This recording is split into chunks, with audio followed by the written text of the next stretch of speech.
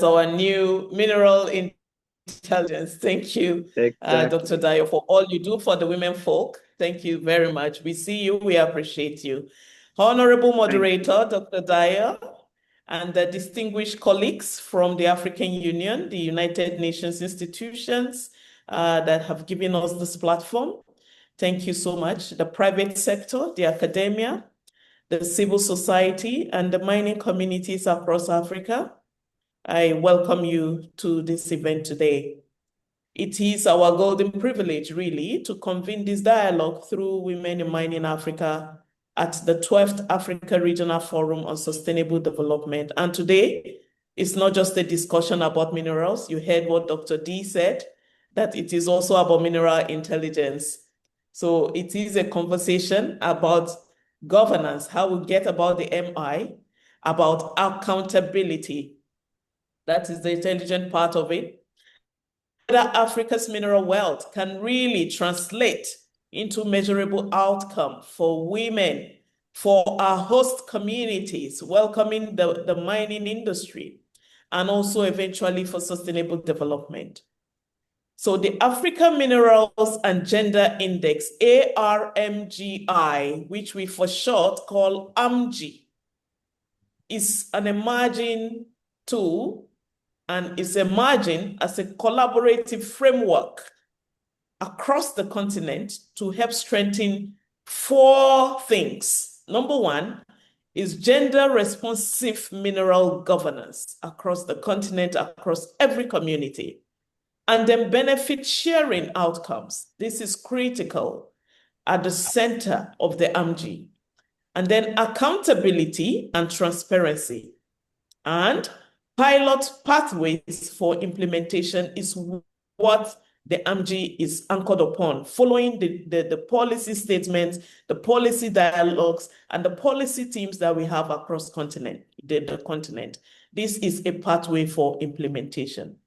So we are not presenting today a finished index. We are introducing a framework that is under development and one that is intended to be shaped collectively by all of us. Very quickly, I will talk about the 5 pillars of the ARMGI. ARMGI is anchored on 5 interdependent pillars. First is the gender equity, because inclusion must begin with being measurable. Inclusion must be measurable. Second, community outcomes, host community outcomes, because mining should be judged by the impact it delivered to the host communities, not by promises made to them. And then third, value addition and livelihoods must be improved because of mining activities in these communities, because of extraction. We must have transformation that does not limit development, but rather improves. Fourth, environmental and social safeguards, because responsibility must include resilience in the mining communities. And fifth, transparency and accountability, because what is not measured cannot be improved upon in any way. So these 5 pillars form the ARMGI architecture that we seek to test, strengthen, and eventually operationalize it.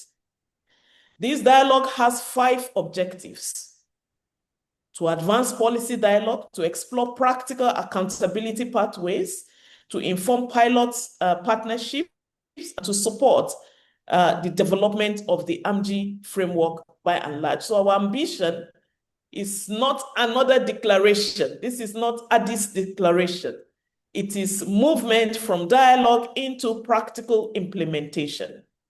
So the questions that will be driving the dialogue today are as follows.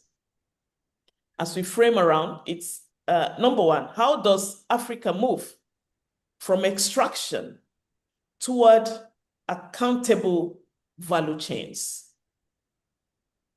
How do sustainability frameworks strengthen inclusive outcomes?